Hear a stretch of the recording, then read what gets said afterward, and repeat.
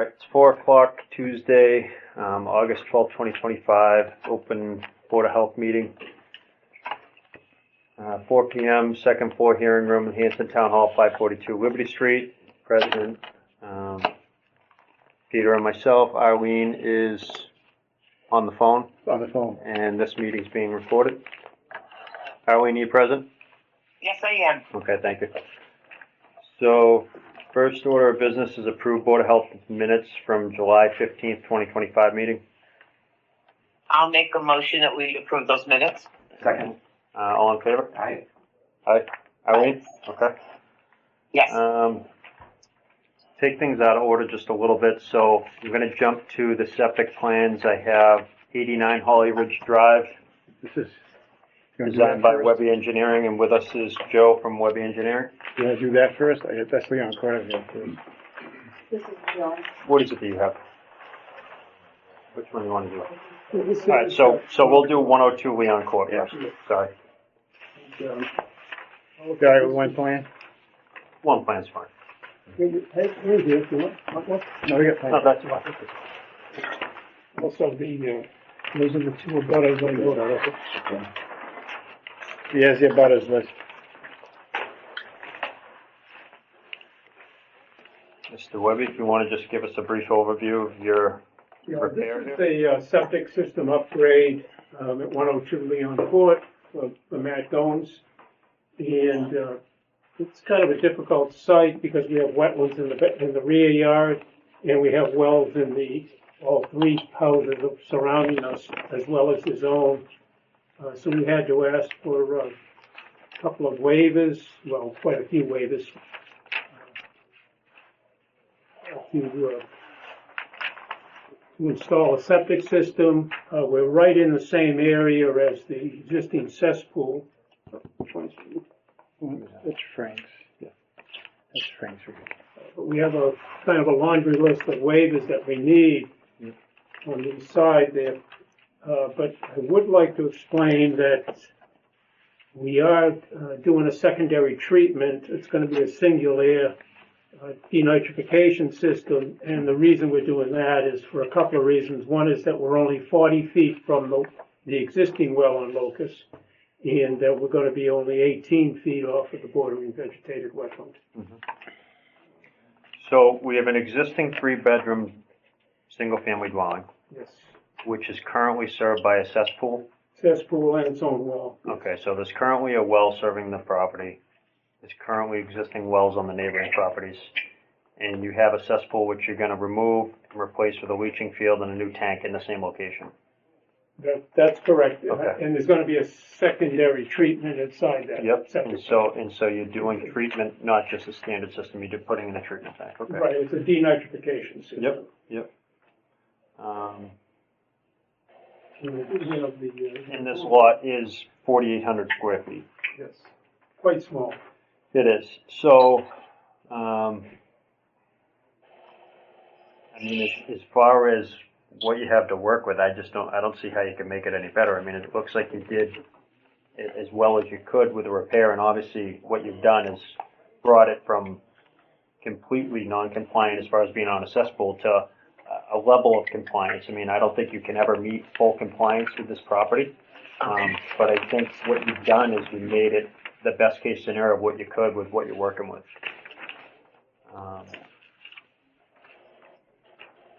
Do you have any questions, Peter? How are the other wells on the adjacent properties used? There's a well here.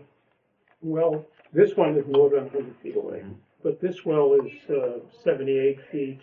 This one is 50, so we had to back that off to 50, and that our well is in the house, and we're 40 from that.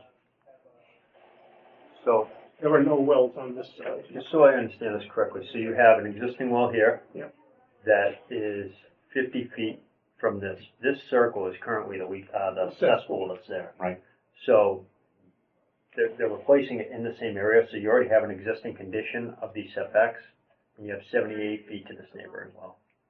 So they're not encroaching any more than the existing cesspool, but they're actually getting it up out of the water table where the We're cesspool bringing is. this up about. The cesspool is in the water Yeah. table.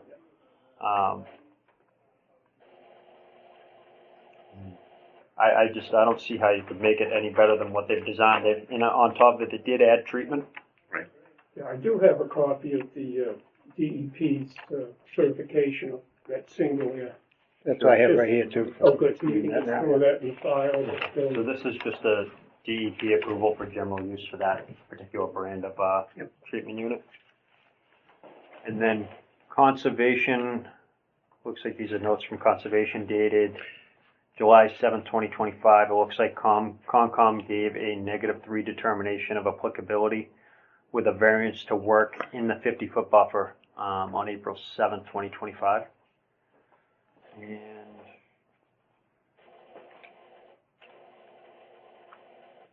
another note that confirmed with the engineering firm that the soil absorption system is to be placed as far away from the wells and from the wetlands as possible, which, I mean, I think that's, like I said, the best that you could get out of this situation.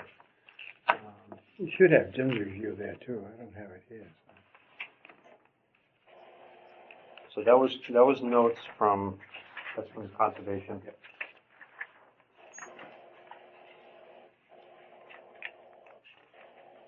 Kevin, Yes, Eileen, did you have a the comment on it? well at 81 Leon Court, is that just for watering? They don't use it. I'm assuming that these are all domestic wells. I don't believe there's any water available on Leon Court, so there's not even an option to tie in to town water. Okay, no, I just wondered if the well was potable water that people were using in their homes or not. It is. They're all currently domestic wells, and the current setbacks from the existing cesspool is the same as the system they're installing, except they're going to obviously raise this and get it out of the water table where the existing cesspool is in the water table. Okay. So, I mean, they're bettering an existing condition and bringing it into maximum feasible compliance, really. Okay. And you did hear that they are adding treatment as well? Yes, I heard that. Yeah, I just didn't know if the one at 81, where it was because it was half the distance that it needed to be, what were they using it for? But Yeah, I mean, you don't have room. There's only so much you can do. No, and that's really it. They put the system as far to the property line as they reasonably could, and as far to the rear of the property that they're also working against wetlands, which they have a conservation approval to work within the 50-foot. They're already in the 50-foot BBW, so Right. Right. the whole system is actually in the 50-foot. So Yep. No, that was my only question. It was about the wells. okay, and all the abutters were notified, and we didn't receive any feedback. Nothing there? No. Nothing Okay. here. Yep. That's good. Okay. And again, this situation is probably going to be identical for number 81 or number 104 if they have to go through the same process. I mean, they're going to have the same hurdles and have to do a very similar style thing. Arlene, did you have anything further? Nope, that was it. Okay. Gil? This is a contract system, right? Has to be deeded to? Yeah, you have to have a 2-year contract. Is it deeded also?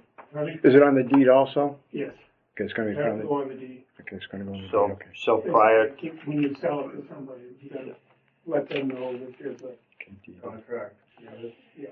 so prior to the issuance of the COC, that we'll have recorded, I think there's one form for that. Yeah, That Teresa it's like has a it. notice. It's a notice of innovative alternative system. It gets recorded, and it's also, I think, a deed restricted form as well. I think, you can deed restrict them to 3 bedrooms. I don't think anybody's ever gonna go forward. Yeah, I Yeah. think it's one form I believe that they have available that you can do. It's a deed restriction form and an IA system. So that way, that's recorded on the deed with the property. So, Okay.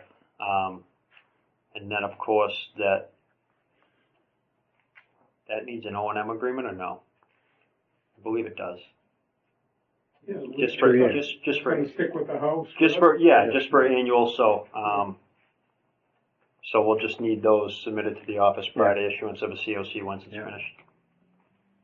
I think Teresa's got those deed restriction forms, so, She definitely has the deed restriction. yeah. But there's an additional one for an IA system. It needs to be, She may have that, I've not seen it. Peter, do you have anything? I do not have any concerns. Anyone from the audience? Anyone? Town planner? All right. If nothing further, I'll entertain a motion from someone to approve, septic design plan for 102 Leon Court, with the variance request as noted on plan. I'll make a motion that we, accept the plan for 102 Leon Court. Second. All right, second, all in favor? Aye. Aye. Okay. Thank you. All right.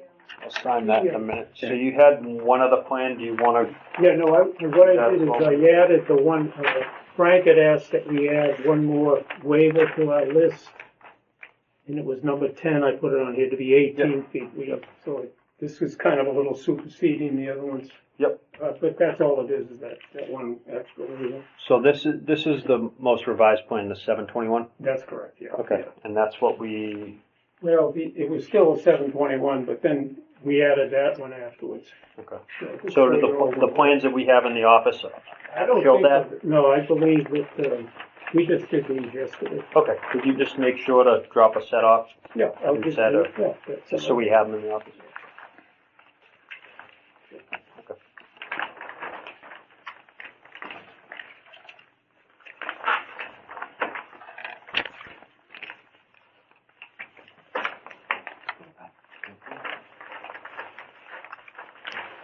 You do this one?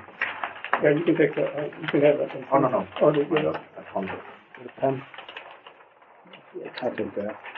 that's the one. How many do you need, Joe? Two, three? 3. Three. Let me fold that one. Thank you. No, was that 18? What'd you say? Yes.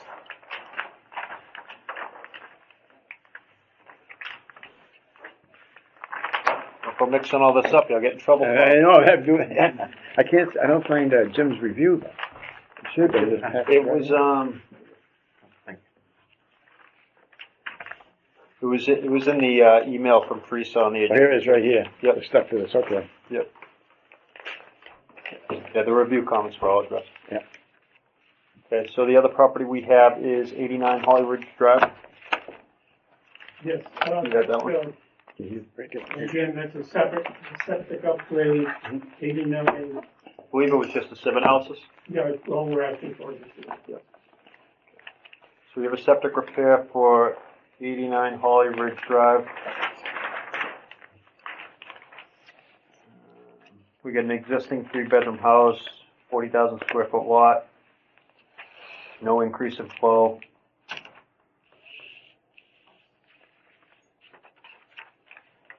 And you said an existing 3-bedroom, right? Correct. Yep. Okay. Yep, it's designed for 330 gallon per day. They're providing 385 gallon per day. Looks like it's concrete chambers and stone. And the only waiver request, Arlene, is they're looking for the use of a sieve analysis.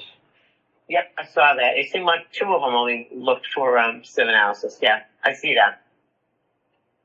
Okay.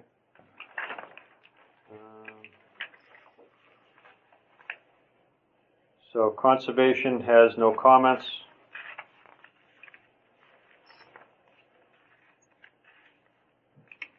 And I don't believe there was anything from the review engineer, but I'm just looking for that.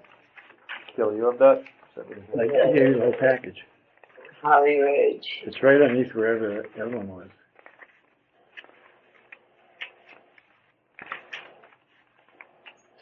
No, I couldn't read it. Oh, It said add something Yeah. grades to proposed leaching field on the plan. Yep, there was just one comment. Add That was spot, it. add a spot grade to the proposed Yes, leaching spot, field on the yep. plan. That was it. And that was 7/12. Yes, and it was revised on the 21st, Arlene. Okay. All right. Yep. Peter, do you have anything on this one? No concerns. Okay. I'll make a motion that we accept the plan for 89 Holly Ridge Road. I second. Okay, all in favor? Aye. Aye. Aye. All right. Thank you very much. Thank you. Thanks, guys. Thank you. Appreciate Yep. it. Thank you. Get another pen? Sorry.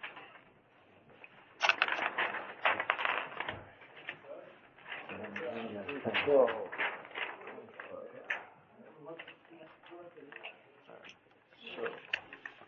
Is this one writing? No, this all right, so that.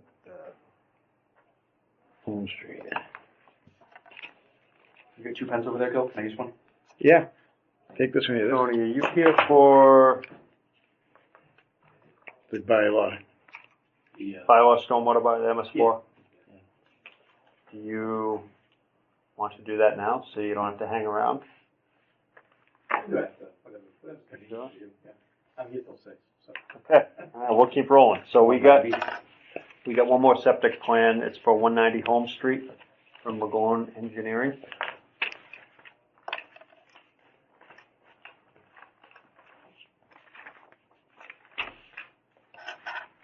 And this looks like it was, again, only for 7 houses. Keep those together. So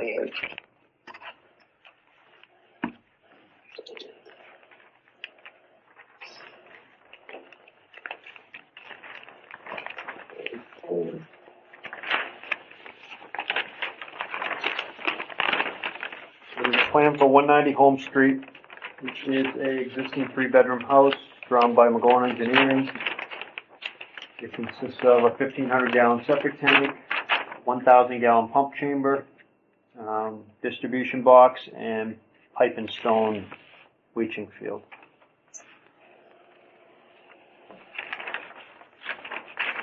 The waiver request is looking for a local updated variance request to allow the use of facility analysis, remove the perk test due to high groundwater. There was one comment from our review engineer. Verify inlet elevation at leaching field profile, elevation 9837. And it looks like this was revised accordingly.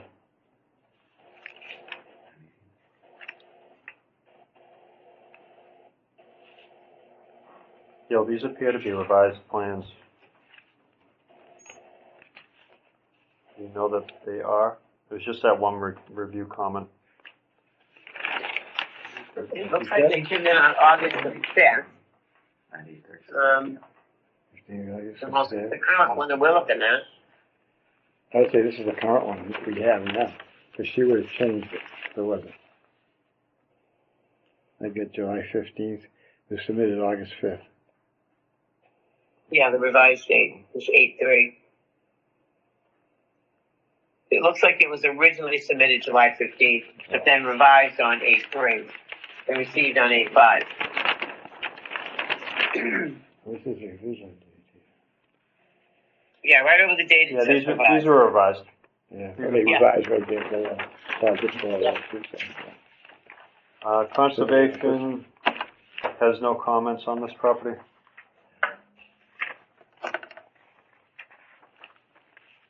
Do you have any questions, Eileen? Nope. No questions. Okay, I'll entertain a motion. All right, I will make a motion that we accept the plans for 190 Home Street. A second? Okay, all in favor? Aye. Aye. Okay.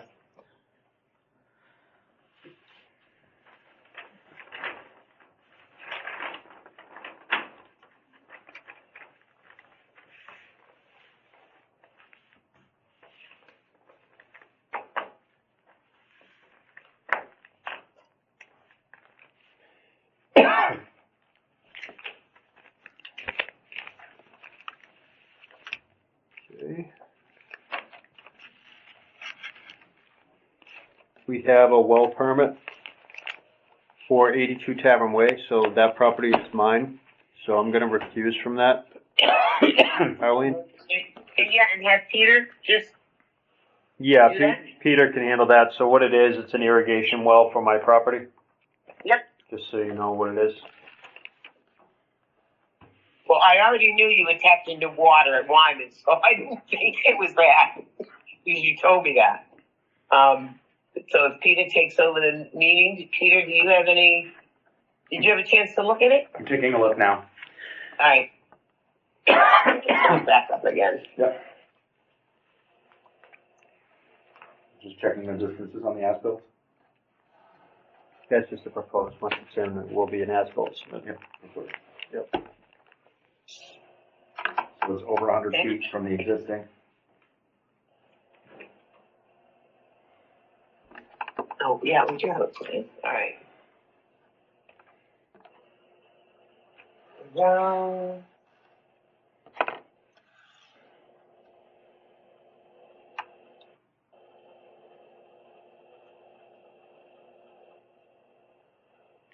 Arlene, I'm looking on the plan to see the distance from the existing, from the. I am too. Are you looking at the writing in red? I didn't realize it was turned sideways. Yeah. So I'm trying to see if I can, if I turn it, I probably will mess it up, but I do see it. Oh yeah, I turned it. Okay. I do see it. It says the well.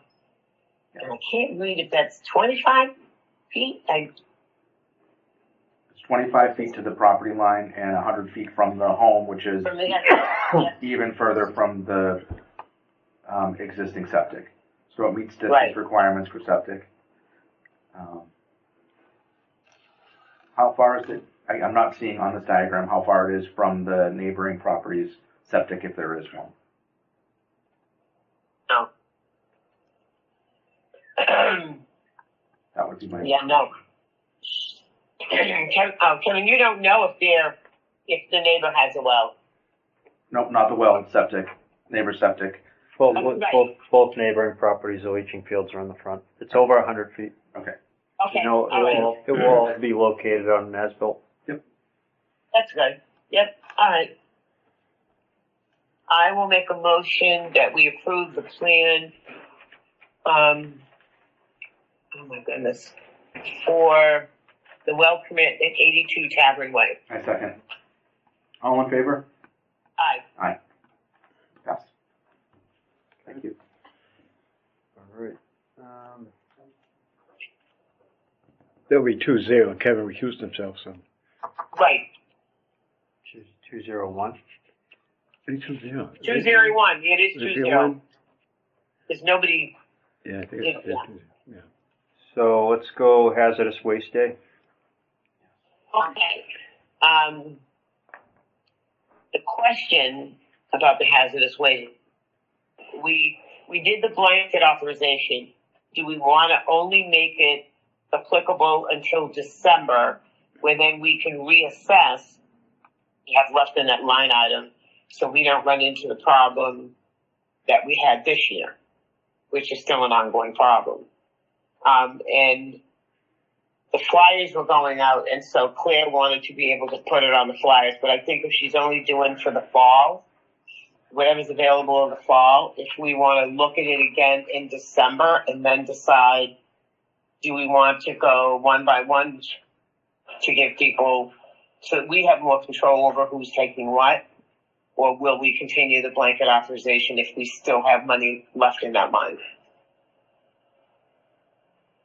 Sorry, Arlene, I need to just repeat back some of that. Okay, so where we have a very limited line item for the hazardous waste, Yep. the question was, do we only want to do the blanket authorization until December for the fall hazardous waste? Then take a look at how much we have left in that line item, and then decide, do we allow people to go on a case-by-case basis with an individual authorization, or do we continue to do a blanket authorization? So I guess what is there any potential risk to revisit this and just go through the fall and then revisit it later? No. We would know by December how much money we have left in that line item, and would we be able to cover the fall, the spring hazardous waste days, or would we then restrict people to only being able to go to maybe one instead of all of them being available, depending on how much money we have left in that line? We would have to make that decision. Is this item on the agenda because of the recent challenge we had with hazardous waste day and the Overage on that. What? that overage on the Yeah. charges or Yes. something for the, Okay. Yes. And the And- remediation put in place as a result of that overage of the fertilizer removal. Yes, That's because $1,500. we never know what people are going to bring in. Yeah. And the only way for us to have any control is to look at it, do the fall, look at it, and then decide, do we only allow in the spring there be one that people can go to and not all of them? And that's one way that we can control the cost. Yeah, so if I'm hearing you correctly, let's go forward with the blanket for the fall, assess what waste was brought through in the fall, and based on that assessment, determine how we want to move forward in the spring, whether it be blanket or individual. Individual can be a little tricky. We would be better off having one date that Hanson is eligible to go to. It's really tricky trying to do individual authorizations. Right, that's an administrative burden on Teresa and on. Well, not Teresa. It's people standing in line Yeah. at the site. And they're a burden on her because she has to sign them. Yeah, it's a combination. I think that's So- the best thing to do, Mm-hmm. my opinion. Yeah. That way we can get a look at what the cost is. And that was why that was on there. That makes sense to me. yeah, I'm same mindset as Peter to authorize the fall hazardous waste day and then, review the outcome Review of where that. we're at and then decide. And I want to say there's probably six in the fall and maybe 6 in the spring. We could decide whether we want to, like I said, have people only go to 1 or 2, whatever we think we can cover in terms of the cost. But we can do that in December. Okay, That was all. all right. We have transfer station contracts, bid discussion. Gil, do you Do you want? want to talk about that, Gil? Well, Or do you want me to? you can talk about Arlene, you and Teresa can work on, get this. Yeah, Arlene, if you want all to, go done. ahead. Yeah, All right. I'm not sure how well you guys can hear me. No, we can hear So- you. yeah. We met last week. We had Todd Kep, our DEP person, come in, and we sat down and looked at different RFPs because we feel like we need to go out to bid to companies instead of just signing the existing contract that we have because the contract is so horrible. So we were trying to put together all the information that we would need to go out to bid, and we took some from what Clear had, some from what the state had, and I think today Todd sent a revised one. I haven't looked at it. That Teresa was working on, and then we set some dates that we wanted to meet in terms of when the package had to be together. We allowed like 3 weeks so that it wasn't a burden on Teresa to try to pull all the information together. And then we have to post it on the central registry, and then we have to wait a week and post it somewhere else. So we have all these dates set out, when we have to post it, when companies could come and do a walkthrough, when the bids would need to be in, and then a date that we would open them. Because Hanson is paying the highest cost out of the 18 communities in South Shore Recycling for the services that we're getting. A huge amount over, because we've just continued to sign the contract and the companies put in whatever they want. It really felt that it was time for us to go out to bid and that we probably could potentially save a lot of money by doing that. So So, when you said that we're paying more than all other 18 communities? yep. So when you say more, do you mean price based on Per weight ton. per ton and for Per hauling ton. fees? Okay. Yeah, I'm trying to see if I have my paper in front of me. We are paying like 106 or 107 a ton, and the closest, highest to in any of the other towns is like 80. It's like 80 something, yeah. So it's I don't know if I don't think I have it in front of me. I might have the $20 folder where we were doing, but it's a significant difference Yep. between what other towns are paying and what we're paying. And Claire thought if we broke it out that and having 3 different contracts for things, that we would also get better pricing. Were you able to get a provider list of what some of these other towns are using? Yeah, that's. Oh, yeah, we have that. We have that. Claire keeps all of that. Okay. And if you want, I can send you the, where the contract is at this point, what it looks like. Todd did send that to me today, and it has all the last page is all the dates that we have to have things done by. So just putting some more context around this, Teresa, at our last meeting, we met with Claire from Yep. South Shore Recycling, and as part of their Yes. service to the town of Hanson, she conducted a review of our current costs compared to the other communities around us, and provided Yes. us with a breakdown, including vendors and cost per town, vendors selected and cost per town, and observed Yes. that because Hanson has a month-to-month contract with our current provider, we're not maximizing on negotiated rates and savings. And the Yes. weight per ton was the primary example that she used for potential savings. Okay. Yep. So Arlene, this contract we have now, this is the original setup from when we met with Todd? Because Teresa didn't come in today, No. so. No, she didn't, but he sent something yesterday, and it has combined Claire's and his edits into the one attachment, which I can send. You should have it, Gil, because you were on that list. Yeah, because he sent it to you, to me, and to Teresa. And if Kevin and Peter, if you want me, I'll send it to you just so you can see what it is we're working on. Yep. Let me do that right now.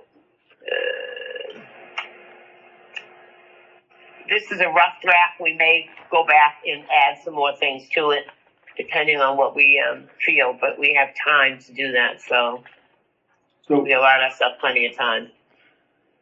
Arlene, not to put you on the spot, but do you know if there's an added service value to the residents of Hanson by changing, like, are there services that the current vendor doesn't provide that other vendors do for a total No, contract price? Yeah.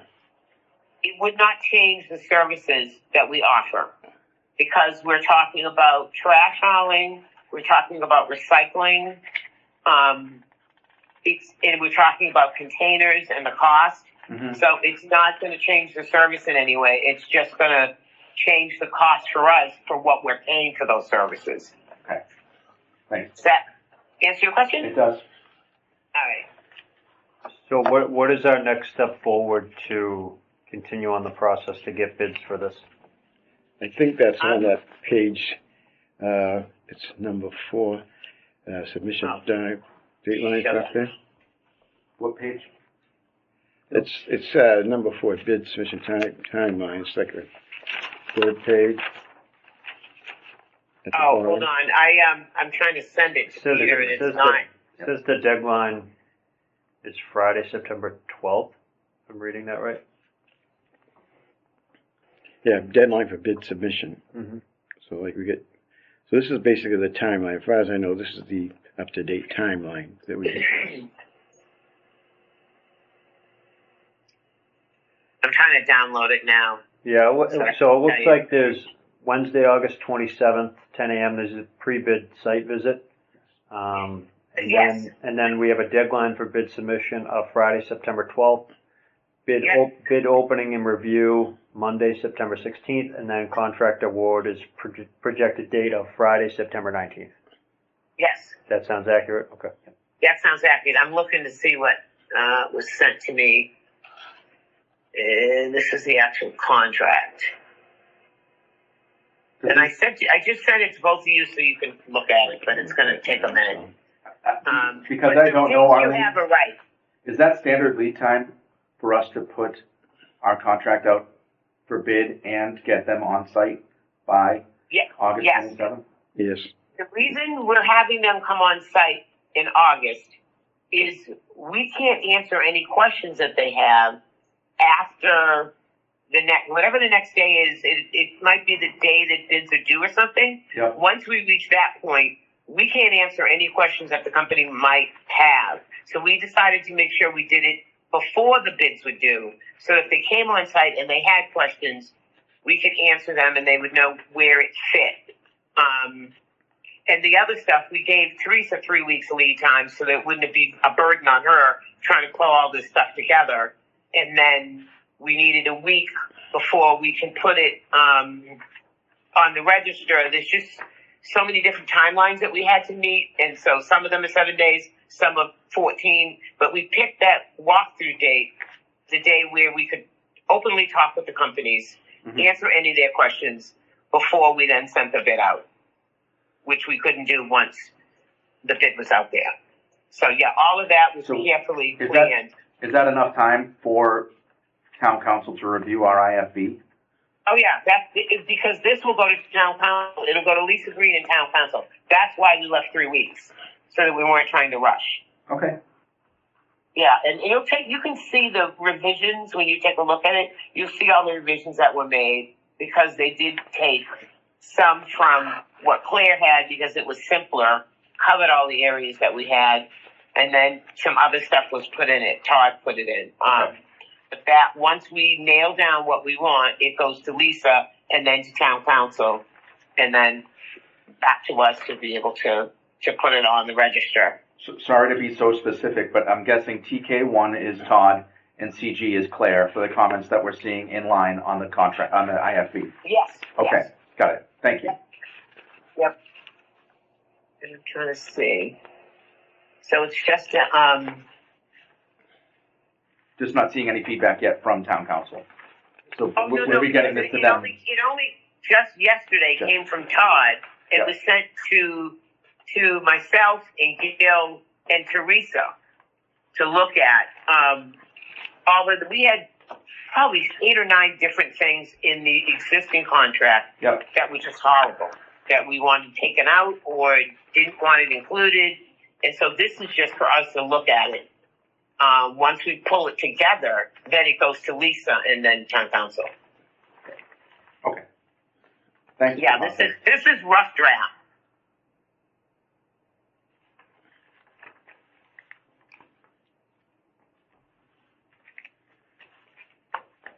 All right, so is there any further discussion on that, on the transfer station contract? No, that was just to give an update of what's going on. No, I was looking to see if I got that. I didn't check my email. Do you have anything further on that? Just to rehash the comments, there is no change to the service level received by the Hanson residents, and we're just moving forward with an IFB to open bid to potential vendors who will come on site, we'll answer questions, and then we'll make our selections. They'll provide comparable service. Yeah, everything. The transfer station's not going to change. Yep. No, we're just It's looking just for the pricing equipment for it. and the services. Nothing else is going Our to change. IFB doesn't impact the service. Yeah, and all we're level. doing is the hauling and disposal and recycling. That's all we're doing. Everything else is going to stay the same. And other contracts will be reviewed again. So. And the changes that I'm seeing in line are just clarifying changes. Yeah, I think let's get this other one she's talking about Yep. and review that, because this is basically the original outline here somewhere. So. Okay. It's for us to get better pricing, an opportunity to get better pricing for the services that we're paying for. Yep. Okay. Thank All you. right, I'm going to move on to bylaw 3-22, illicit discharge, and with us is Tony DePrias, the town planner. Okay? Welcome, Tony. Thank you. Let's see how guilty. Yeah. Okay, so General Bylaw Article 3-22 has to do with stormwater, and specifically illicit discharges of stormwater into the storm system. Article 3-21 also has to do with drainage. Article 3-21 is administered by the planning board. Article 3-22 is administered by the Board of Health. So, quick narrative. So, this falls under what's known as MS4 regulations, and I'm not sure if the board is familiar with them. But MS4 regulations are what is known as Municipal Separate Storm Sewer System Regulations. This is part of the Clean Waters Act in the United States, and it requires operators of storm sewer systems to obtain what's known as a National Pollutant Discharge Elimination System permit, and implement a stormwater management program to reduce pollutants in stormwater discharges. So that entity is actually the town of Hanson. Okay. So these regulations obviously are critical for protecting the water quality by minimizing impact on the rivers, lakes, and other water bodies, which clearly Hanson has quite a few of. And this is something that every community in Massachusetts has to deal with. So the definition under MS4 is a system of conveyances owned by a public entity, being the town of Hanson, that collects and discharges stormwaters to the waters of the U.S. This includes storm drains, pipes, ditches, but not a combined sewer system, being that in the past there used to be systems that you actually had drainage and sewer tied.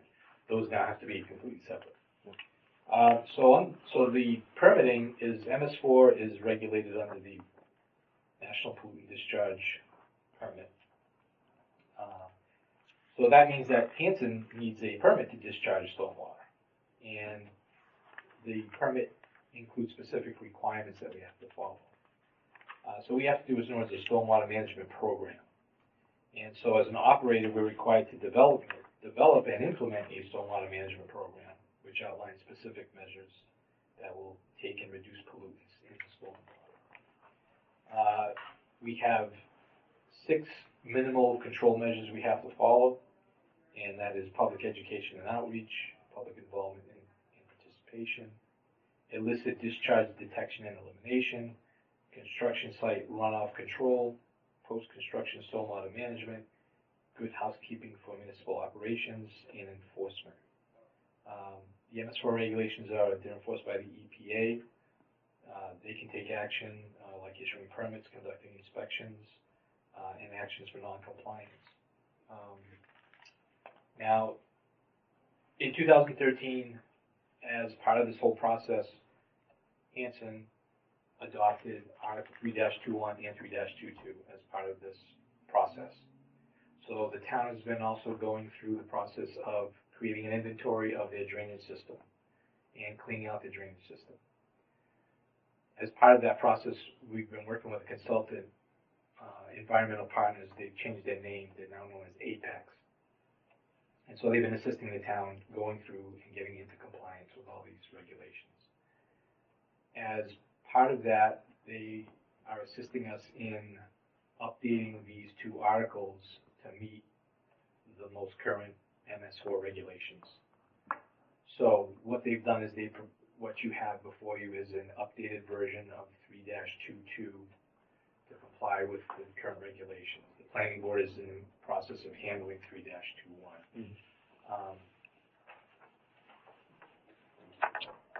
And so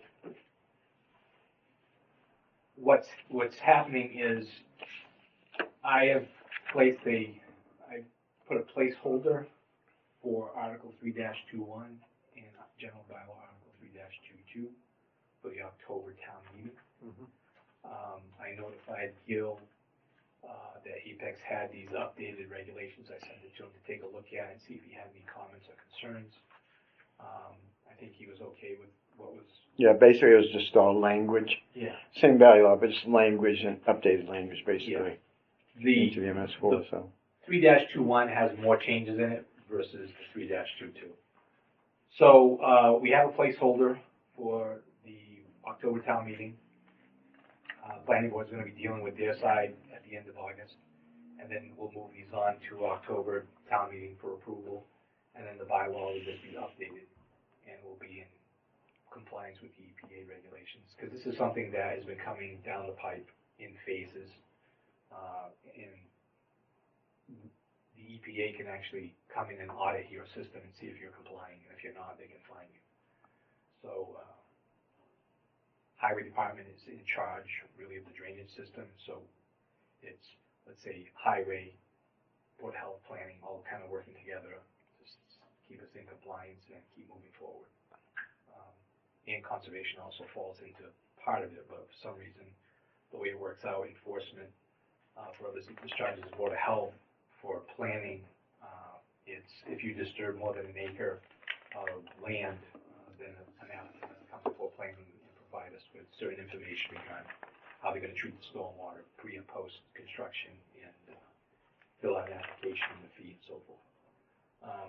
So that's what I wanted to just bring before you and let you know. And if the Board of Health is okay with the regulations, we'll just keep moving it forward down the line to town. So that was going to be one of my questions was, so could you just kind of touch on, so how is 3-21 and 3-22, just for our knowledge and for the general public, how is that going to affect, let's just say, Joe the homeowner, as far as exemptions, exceptions, washing their car in their driveway, like that kind of discharge, stuff like that? Just like what's exempted, how is this going to affect the normal everyday, homeowner, correct? For things like that, they would not consider that an illicit discharge, but for something like, for instance, a few months ago, there was an oil truck that had sprung a hydraulic leak. Yep. And that went into the catch basin. So the Board of Health had to be called, DEP had to be called, and that vendor had to, hire a company to come and provide cleanup of the drainage manholes, any drainage manholes or catch basins that were contaminated, and provide observation. And as far as the homeowners are concerned, it's that kind of illicit discharge if they were to be pouring like antifreeze or oil down. Sure. On the other article, it's more as if they disturb more than an acre of land. And that's what the town currently has. Other communities have reduced that number to, like, if you disturb, for instance, there's an abutting town, if you disturb 5,000 square feet, they're having people pull a general permit through the conservation. And then if it's 10,000 square feet, they have to pull a different type of permit.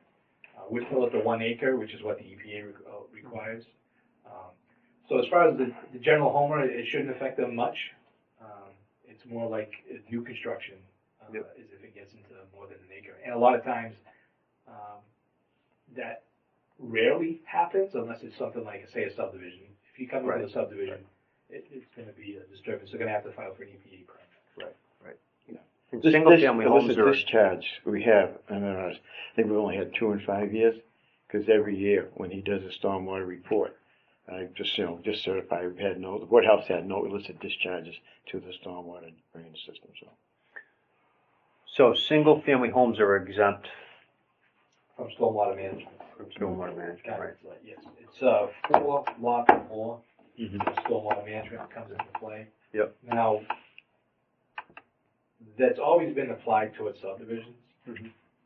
What's happened in some communities is they're trying to now apply it to like Form A lots. Yep. So they're trying to say that if you have 4 or 5 Form A lots, that you have to provide drainage.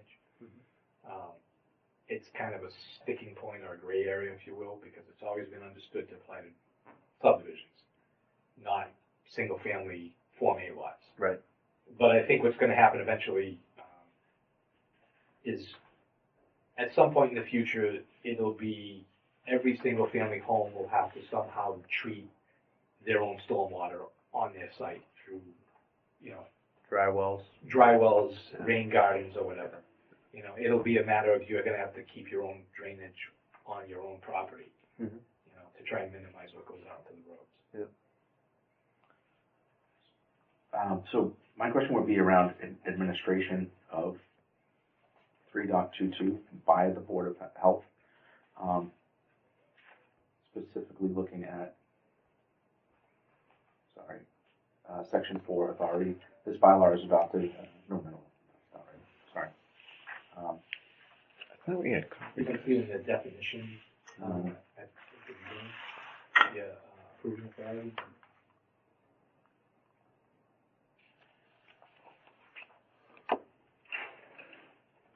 It's the enforcement component, and I'm looking for exactly where it provides more.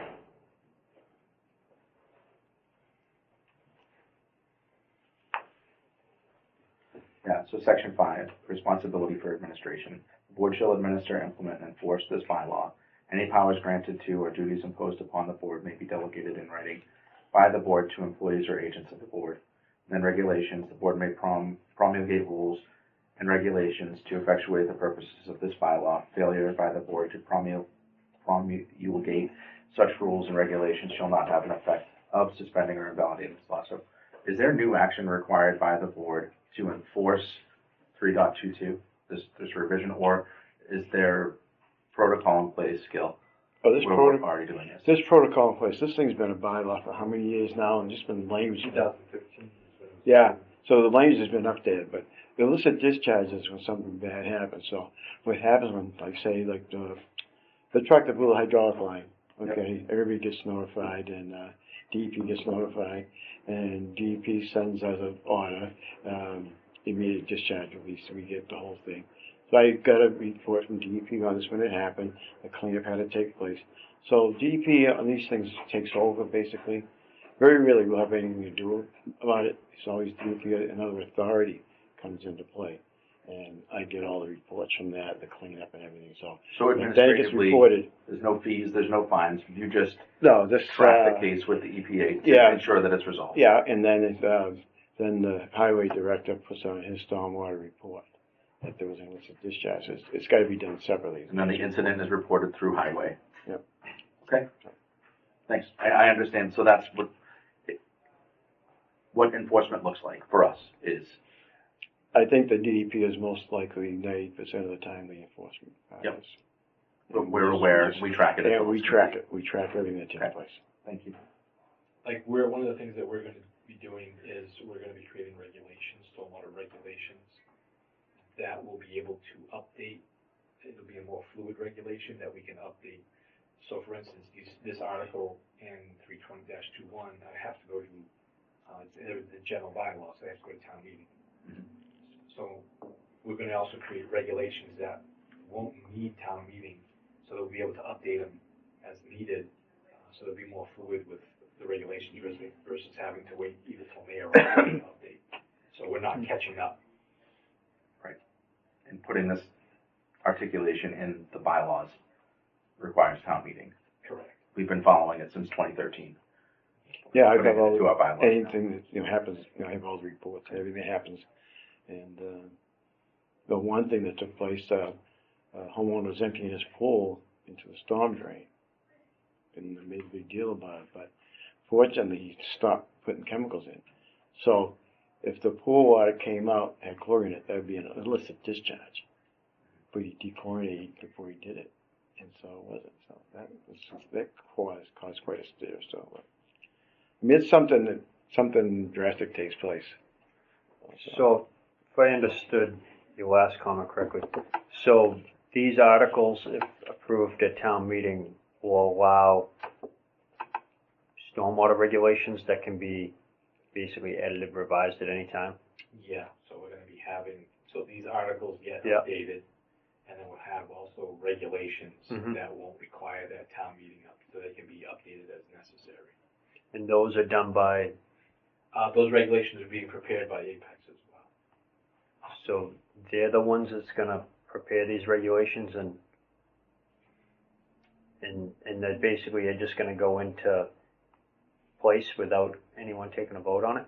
Oh, well, the planning board take a vote on stuff, and so, yeah.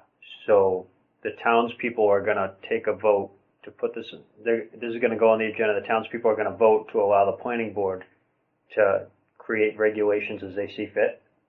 Well, it wouldn't be cases as they see fit, it would be, it's regulations that sort of follow criteria, but yes, it's regulations that they could change. But they can change and They can adapt change. and modify and essentially create their own regulations, more or less. I don't know if I can go far as to say is create their own regulations. Are there any regulations they can't do that would be enforced? I mean, I understand there's a guideline, but Yeah. I think we're going down a slippery slope just giving one board overall control to create regulations in town. Yeah. I find that a little concerning. No, I understand what you're saying. I see that the MS4 from the state is as a guideline, but to give a board just something that they can kind of run with and do what they want is a little concerning for me as a resident and also me as another board member. So, thanks for saying that. Like, thinking that through, one objective is to remain in compliance with Correct. state requirements, Correct. and those regulations will support compliance.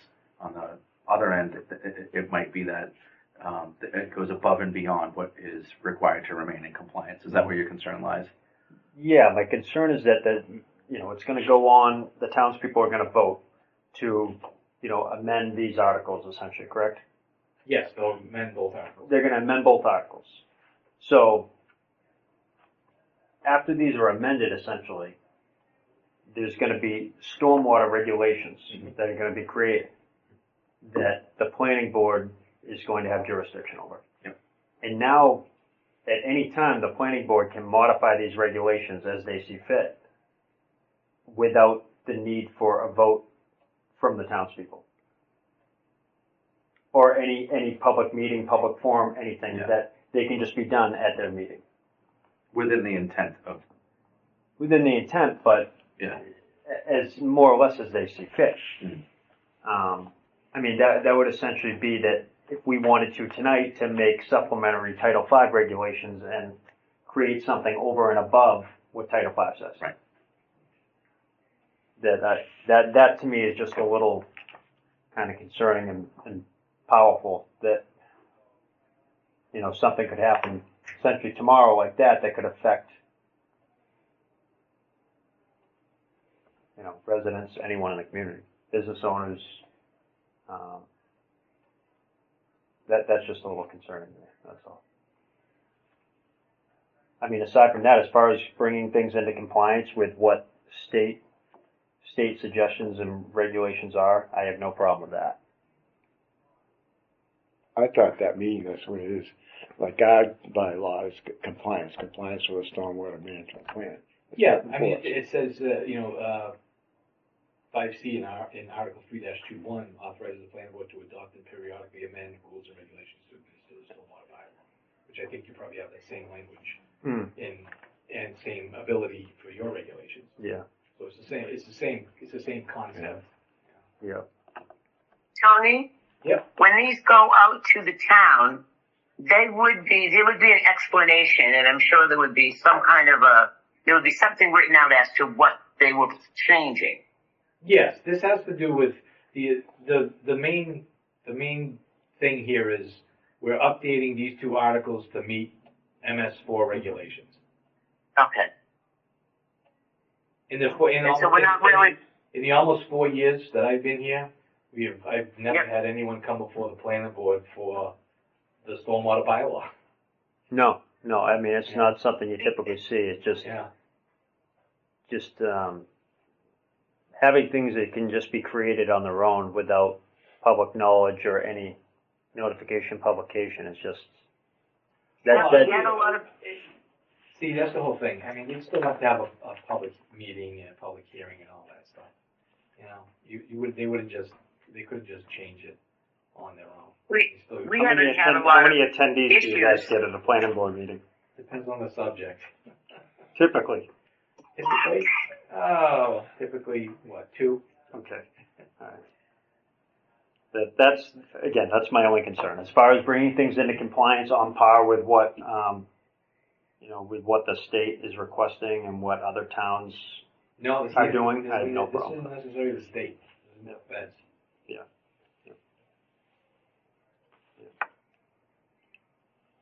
Can you provide any details or examples of regulations that are planned to be added or in consideration with Apex? I don't have those in front of me. I'd have to look those up. Well, ours still won't be changed. There's nothing else to change. It's a case of your regulations are yours. What you see in front of you, 3-22, that's your stuff. Yeah. 3-21 is planning. Is planning. Right. Okay. And the regulations that Apex can recommend after this goes in after town meeting, 3.21 and 3.22, where can those regulations be aligned? Well, to 3.21 and or 3.22? So the only thing that Apex is doing for the Board of Health is updating 3-22, so it's in compliance with them. Okay. And they're not adding additional regulations after? Okay, so our purview is 3.22, administered by the Board of Health, and regulations are not planned to be added. No. Only to 3.21, which is in the purview of the planning department. Correct. Understood. Yep.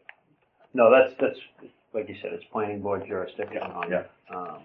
Do you have a draft of what you expect the stormwater regulations to be? I'm assuming that's what you're calling them, stormwater regulations. Right, yes. So it's not, But they haven't been adopted, we haven't discussed it. so. We're not adopting anything, right? We're just, You're not, I'm sorry. No. And the planning board might not either. yeah. They might just go, you know what, the 3-21's plenty. We don't Yeah, need ours is just We don't language. need that. Ours is nothing. Nothing complex on that either.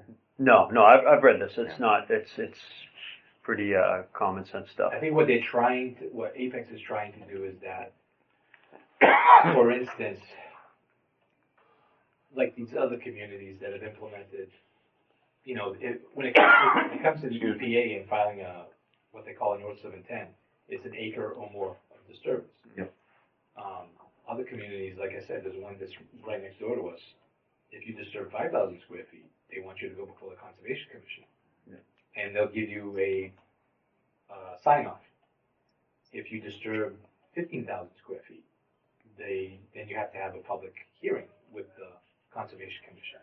So I think that if, you know, the town of Hanson decided, hey, we want to try and tighten things up to have a little more control because, you know, we're seeing people disturbances or control. I think that's the whole idea of having the regulations so that you can do that. You know. So property A paves their entire property, and it creates watershed problems for property B. Right. We want to have the opportunity to Right. And it turns out to be 30,000 square feet. Yeah. Right? You know, but now they're dumping a whole bunch of water on somebody else. So how do you address the issue of an existing property when someone alters that property? Right now, I don't think it still goes into 1 acre unless they disturb an acre. Yeah. No, I'm saying if you have an existing property which now is being altered or modified, does not need to comply, but the property next door needs to comply. So there's no language in there for altering an existing property? No. No? It's still just 1 acre land. Yeah. And that's altering an acre, not a site that's an acre. Correct. Yeah. I mean, some of the, like I said, the other town, when they started doing it, you know, I was like, what's this now? You know, and Yeah. their regulations said, you know, if it's stormwater that goes into the existing stormwater system in the road. And I had a particular project that I was like, there is no stormwater structures in the road. So it shouldn't apply. And that particular town said, well, the water is going to go into the street, and it's going to go down the street, and it's going to get to that low point, it's going to get to that structure, it's going to go into that wetland. You still got to come see us.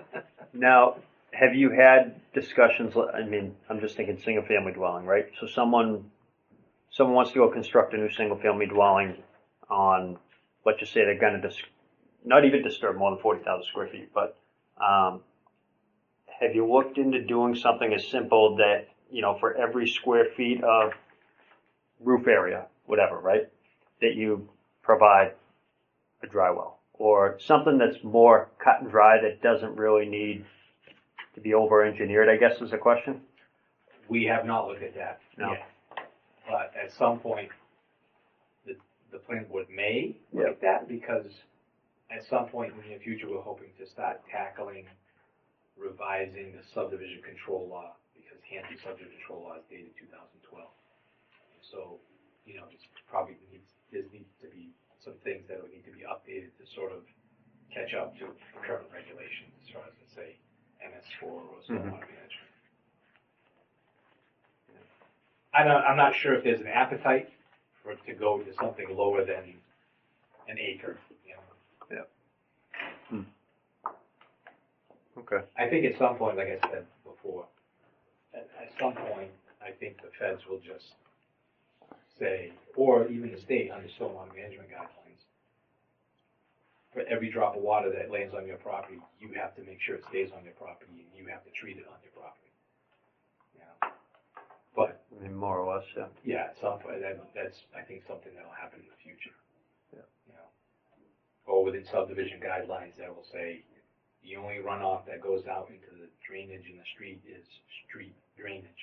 Mm-hmm. The only thing that goes out to the detention basin is street drainage, and nothing from roofs to driveways or any of that. Right. Right. I think that's becoming. I've seen that in some communities. Yeah. I did one in the city of New Bedford, and it was a tear down, new house, same lot, and they said, none of the runoff. Trench drains, everything in the Yep. driveway, yeah. They said, none of the runoff can come into this road. Mhm. And this wasn't even in a necessarily urban environment, it was in the city, Yeah. but in the outskirts, and I had to design some kind of drainage for the driveway and everything. Yeah. So, I don't know, again, that's in the future. Yeah, I mean, I think from a building standpoint, I think that some of that's kind of a little carried away in somewhere in New Bedford or a city area where there's really no area for any of this water to go. Everything's impervious, right? I mean, I get it, but out country, rural area where we are, I mean, to get carried away with the regulations, I think is a little overburdensome, but that's just my Good revenue. Yeah, but but then on top of it, what the one thing it doesn't do is make housing more affordable. No, it doesn't. It doesn't make it more affordable. It drives the cost up for the consumer. It drives the cost up for a first-time home buyer. I mean, it just, I understand that the town's a business that runs off money, but you can't just keep bleeding the residents of Hanson with it either, Well, the one thing is, these regulations are not something that Yeah. were implemented by the town, Right. This is. But the stormwater regulations you're discussing would be Yeah, from the town. that'd be from the town, but again, there's no appetite for being stricter than the current regulations. Hmm. Yeah. This whole climate Interesting. is getting tighter and tighter between the feds and the state. Yeah. It's interesting. So, just wanted to bring you up to speed on it, and if you're okay with those regulations, so, we'll just keep moving down the line to the town meeting. Yeah, I mean, as far as ours goes, I mean, it's pretty cut and dry, I think. Don't need a vote or anything on that, right? That's because it's just revised. It's nothing changed. Language. Well, if the, probably, for the record, vote to accept the revised article and move it to town meeting. Yeah, that's probably the way it should be done, yeah. Arlene, you still there? Yes, I am. Oh, okay. I wasn't sure if I was muted, but no, I'm here. So, And I understand we're just going to be, for us, my understanding is it's just the language that the feds have updated that we're doing. We don't have to worry about what the planning is doing because we're just worried about 3-22. no, probably 90% of my comments and questions really didn't pertain to us, but it was, so don't let that confuse you. I can understand your being concerned, but I don't think stormwater drainage is going to be a high revenue or of high interest to most people. Most people are completely unaware and probably want to remain that way. The only thing I saw in there that could be troublesome if people paid attention, and it's been there, is the pet waste removal. And when people, it is improper pet waste removal or non-pet waste Right, removal. and I don't know what my understanding is. It can't go in the trash, and it's been a long time, but people still do it. I don't know. It's whether or not even your animal goes on another property. Is that it's just an interesting one. It could get. Well, then you're a bad neighbor if you don't go pick it up. I can tell you, like, when you do a stormwater design, you prepare a stormwater report, and you're filling out the stormwater guidelines, that's one of the things that you have to address, pet waste, what's going to happen to it. Right. And I don't even know what is the proper way to get rid of it. Trash. It's not supposed to be in the trash. Well, that's what everybody's complaining about now because this is going in the trash. The plastic bags and everything. Oh, it has been. I can remember way back, I'm talking 10, 15 years ago, we had somebody at the transfer station that used to go ballistic when people would bring in their pet waste because it really wasn't supposed to be disposed. I don't mean to introduce. But I don't know where you tell people to put it. I think maybe, let it, burning season, just burn it. Yeah. Can't compost it. I've gone on complaints of people compost trying to Yeah. compost it. Well, when it's really hot like this, if you have neighbors that have dogs, you can figure out whether they clean their yard or not. Yeah. Right. Oh, absolutely. From the scent. I don't have, Yeah. I do not have concerns with Article 3.22. Okay. Yeah. No, Make a motion. I don't vote. think I will. I haven't seen them, but I don't think I will. Okay, do you want to make a motion, Arlene? Yeah, I can make a motion that we accept. I think it's gonna be changes. to recommend Article 3. To recommend? Recommend proposed amendments to Article 3-22. Yes. That's what I will. I second. Okay, all in favor? Aye. Aye. Tony, All thank right. you. It was very informative. Thank you, Tony. Maybe we can make up regulations with Bill can go down here with like a sledgehammer. Comply. Baseball bat now. Thank you. Thank you. Thanks, Tony. All right, did we have anything else on this, Arlene? I feel like we missed. I know we got from Teresa. Well, we can talk about it later. I felt like there was something that was not on the agenda but was included in what was sent to us. But no, we can move forward. We have old unfinished business. We have transfer station on there. Yeah. We have the agent's report. Gil can kind of handle those together, and then we did have the health agent review on here.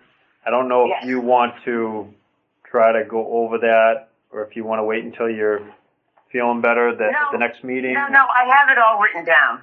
Okay. I have it all. All right. Well, why don't we do like Gil do the transfer station and His report? his report? Yep. All right, Gil. Okay, so one of the things I want to, hit off the bat here is the EPA has now released their scoring on the Hanover fireworks site. I know, Peter, you were interested in that. It's now on the EPA website. The scoring is done and being presented for the priorities list, so that's taken place. If you want to review it, it's the first 36 pages of it. I think that's pretty important, for us. Is it published on the Hanover site, you said? It's not on the Hanover site, yes. It's not on that. I think that's probably the most important thing. So the context around that is the fireworks site was being assessed by the EPA to determine if it would qualify for Superfund funding or something like this. Yeah. And part of that process is applying an initial scoring to and assessment and scoring of the site to inform that determination. Yeah. Are they closer to making that determination, or do we know? I think the scoring is now done and is being presented for the priorities list. And then next steps on that, do you know? They'll be making contact with the towns as far as once it makes the list. Okay.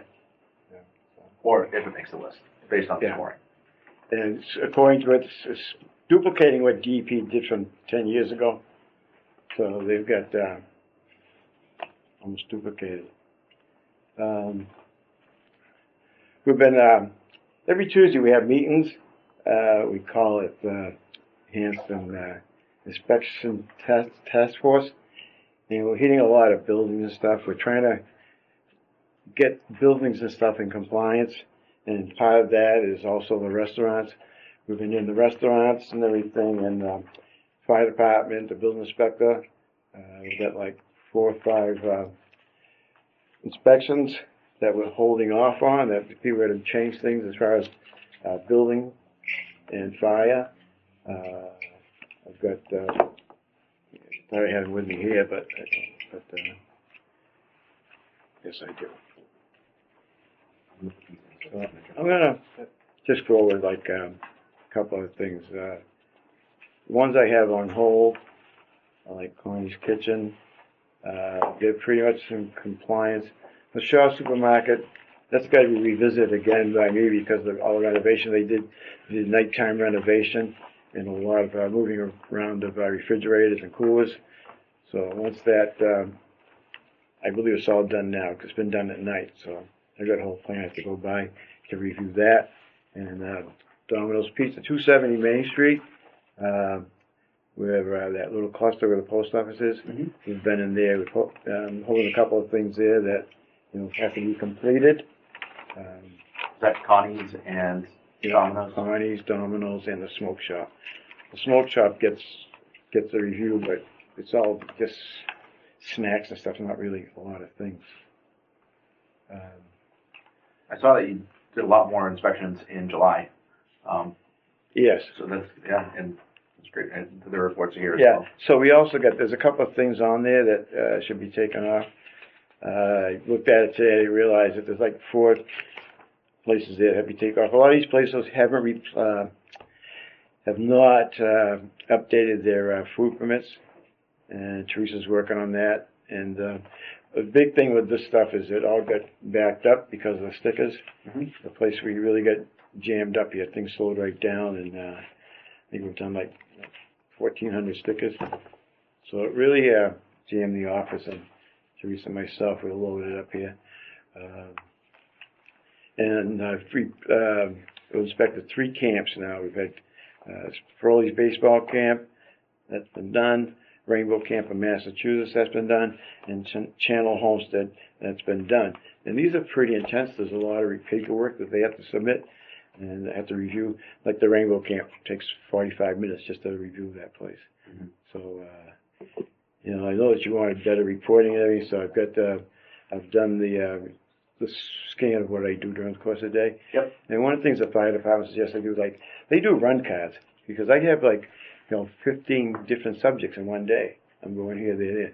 He says, make up run cards, and just give a brief description on a run card. But I think this is pretty good when it's submitted.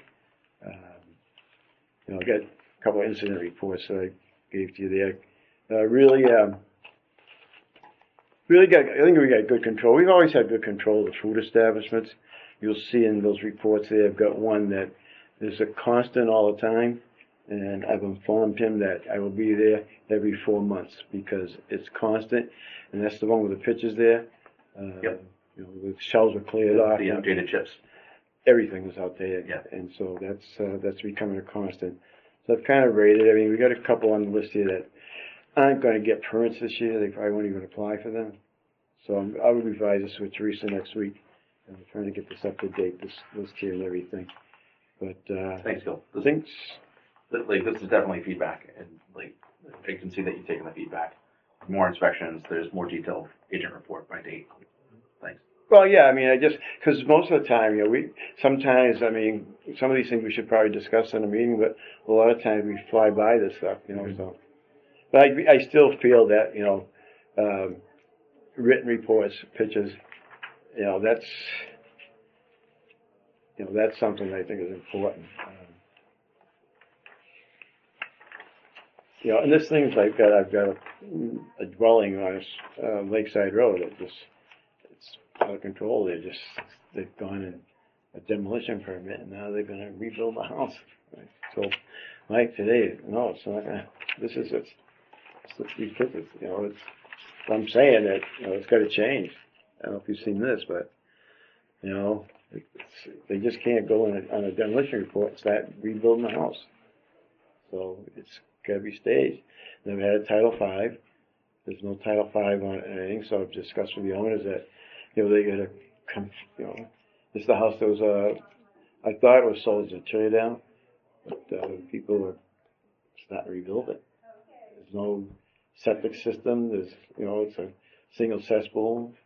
So I went over the whole thing with her that, you just got to comply here. Mm-hmm. It's a failure, so. So that's, a lot of everything I've been doing. Like I say,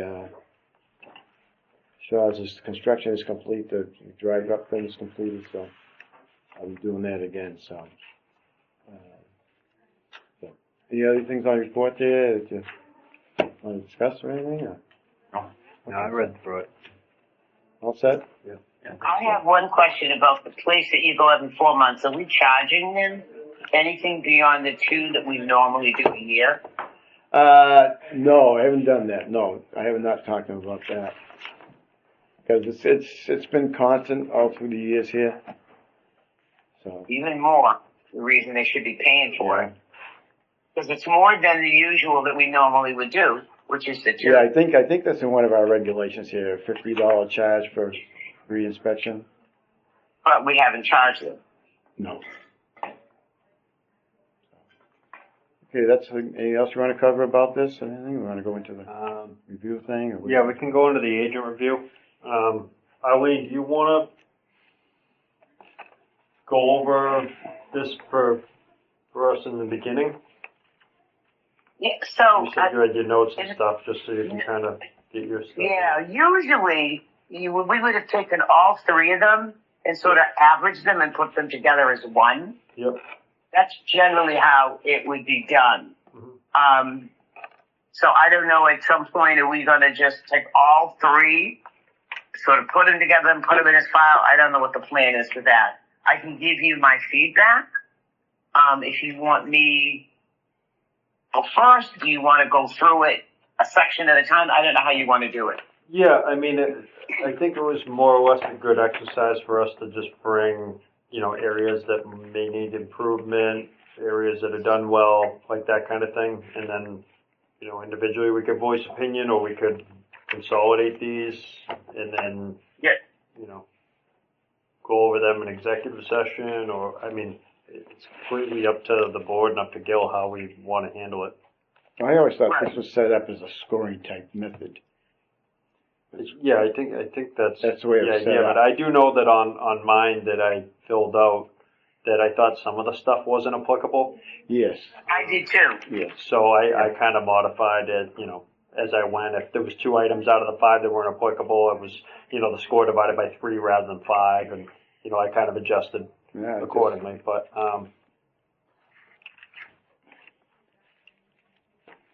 my big thing is the growth and everything. We don't have any growth because through the years, the budget's been cut. we'll let. Yeah, okay, I'm sorry. We'll just let Arlene kind of finish, and then I have a few comments myself.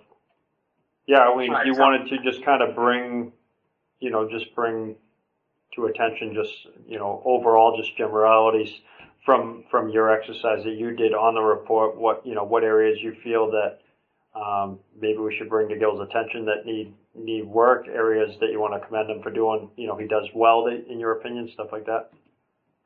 Yeah, I could tell you that some of my concern is that some of the things we've talked about in the past, like reports and stuff, still remain an issue.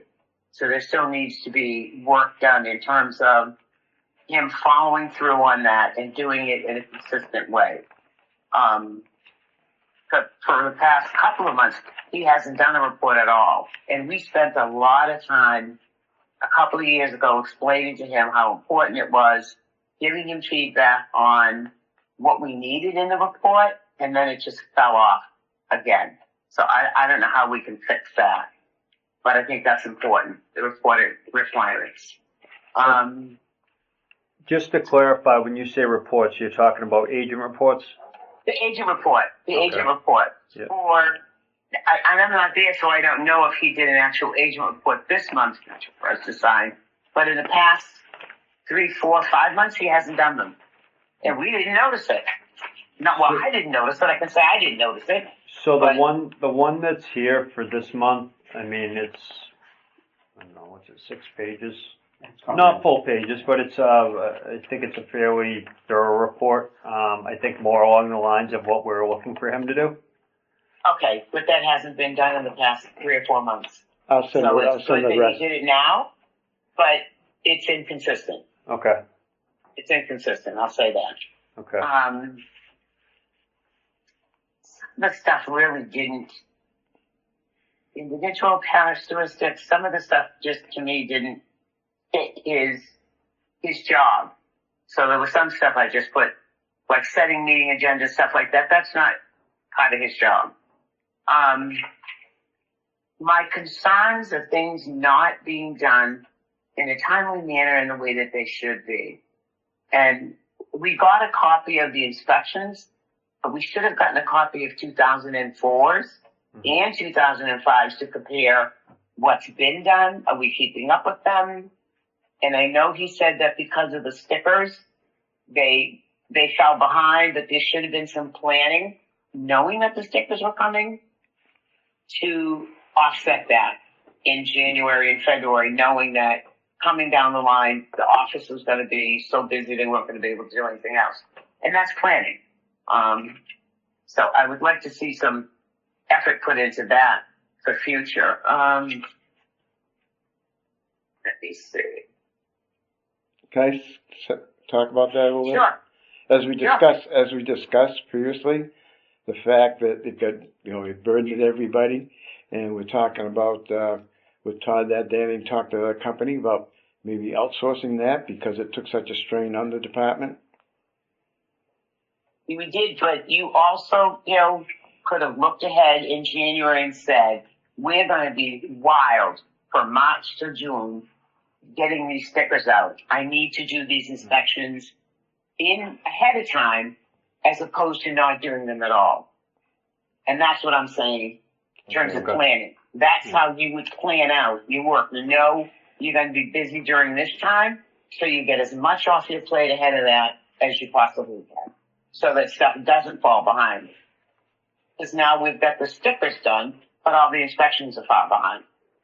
Yeah. So No, I balance. understand your concern, Eileen. Basically, what your concern is just time management Right. and Yep. efficiency, more or less. I mean, to sum it up Yep. into a couple words. Okay. All right. Yep. Yep. All right. Did you want to move on from that? I would have to say in terms of supervision, I think he does a good job of staying on top of stuff and keeping the people down at the transfer station informed of what's going on, keeping on top of that. But we don't get a lot of feedback at the board level. And I'm not saying that we need to know every single thing that's going on there, but I think just in general, sometimes Gil has information that he doesn't share with us, which I'm not sure if he doesn't because he doesn't think we need to know it, or I'm not sure. But there are times I think that there's information that the board should have that we don't. Yeah. Okay. So you feel that we should be more informed as to what's going on up the transfer station, just more, not the day-to-day, but more. No, not just the transfer station. I'm saying in general. I'm just saying, first I started out by saying the transfer station, I think he has good rapport with the staff there. He keeps on top of things there, but then I should have said I was moving over to, we don't always get information about what's happening. And that may not be just with the transfer station. I'm just saying in general, things happen and we're not aware of it. Okay, so it's more things that, may not in the day-to-day job in dealing with these things that may not seem like a big item is what you're saying, but, we may consider it and you just want more of these items to be brought to our attention. I would just say, yeah, we should be aware of certain things going on. And I think we have not been. Okay, so you just want to be more informed on some of the day-to-day It can be stuff. part of it, yeah. Part of his agent's report is just not doing all of the inspections and stuff. We should be made aware of issues that are happening in the town. If you understand what I'm saying? Yeah. What do you want? Okay. Okay. And it's not that it's a big thing. It's just that I get calls. People call me and ask me questions. I have no idea what they're talking about because I haven't heard anything about it. Not that I need to get a call every day and know what's going on, but in general, when we have a meeting, we should sort of have an idea. Okay. Yep. Sorry. Let's see. Okay. Was there anything else, Darlene, or? Yeah, I'm just looking at my notes. I think sometimes the effort that I see being put forth is, it's not always, I'm trying to think of the right word, inconsistent. It can be inconsistent. There are times that he focuses on things and he does things, and then other times that he doesn't. And so I would want that, a little more consistency in how things are being done and followed through. Okay. So just to wrap up kind of my review overall, I think areas I'd like to commend him on is obviously dedication, definitely dedicated to the town, his response time anytime I try to get a hold of him. If there's something, someone brings something up to me, I call him to ask him about it, or if he needs to get me, he's been definitely available. Response time's good if he doesn't answer, even if it's not during work hours. I've called him sometimes after work hours, not realizing he's probably already home for the day. Quick to get back to me, quick to respond. Like I said, his availability, he's always available. A few things that kind of to piggyback off what your concerns were, the areas that need improvement. I brought up before certain businesses in town, certain non-compliance issues that are repeat offenders that are not being cited for them. They're not being fined. That what's happening is, as tight of a budget we're already on, that we're not recuperating the funds and the resources that are wasted on this repetitively, time and time again on the same issue. Certain businesses with non-compliance issues that I feel that we should be, bringing in funds on these items by way of citations, fines, stuff like that for these repeat items that we have to continually spend time on. And I think that kind of snowballs into the whole time management thing that you were talking about, that we're not as efficient as we should be when we're wasting resources in areas that we don't need to spend the time on. And then the food inspections, I know we were behind for quite a while. And I've noticed more of them in the folder coming up. I don't know exactly where we're at as to if we're caught up and on par with the food inspections, but that was definitely an area I think that needs to be improved on. That was kind of fallen behind for a while. But those two things are things that I'd like to see improved on. That the food inspections, I mean, it's got to get done. It's an important part of this job that we need to be on par with that. There's no reason that should ever take a back seat to anything else. These are all. Kevin, did you see the email that was attached to all of the stuff that we got? What email was that? It was from Whitman Hanson Regional High School. I did, and that was a request for an inspection. It was saying that they hadn't been inspected in 2 years.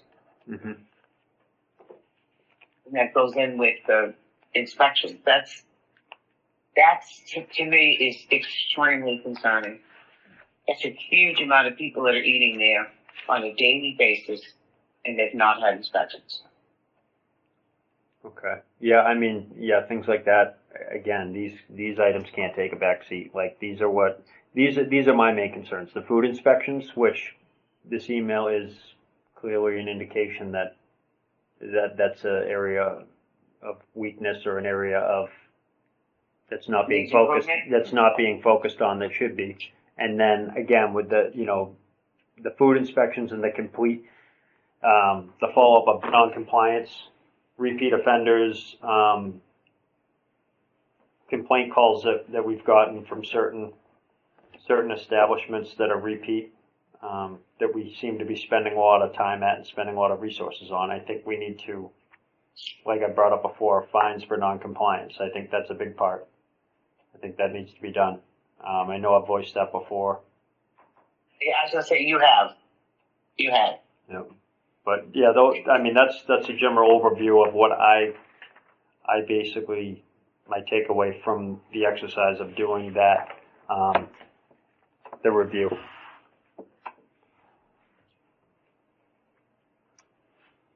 Peter, did you have some feedback?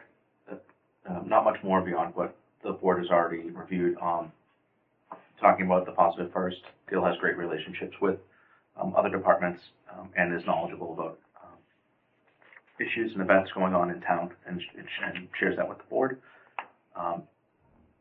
He is passionate, cares a lot about the health of the community, and is deeply aware of events in the community and shares some of those larger updates with the board as well.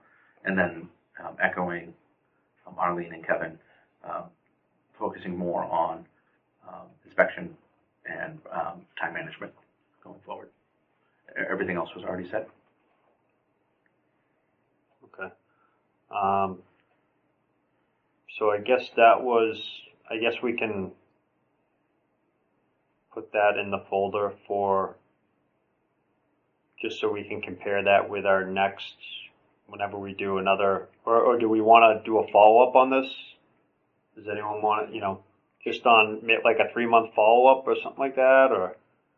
Or 3 months or 6 months to see if there's been improvement. Yeah, I mean, just especially with the I think a year is a long time. I think, yes, that's more or less what I'm concerned with. That I don't think we should be following up on this stuff in a year. I think, we should be getting an update. I mean, this is supposed to be updated every meeting. We're supposed to be getting an updated, all the properties that are up for an inspection. They're supposed to be done twice a year, correct? Right, and I think Twice a what's year. missing, like I said, from this is that we don't have the 2024, because there would have been stuff done in late 2024 Yep. that would have been due in the spring, but because we only have half of what we need, we really can't tell where we are with the inspections. Yep. So, So, do we need a monitoring method so we know that inspections are occurring within the 6-month period? mm-hmm.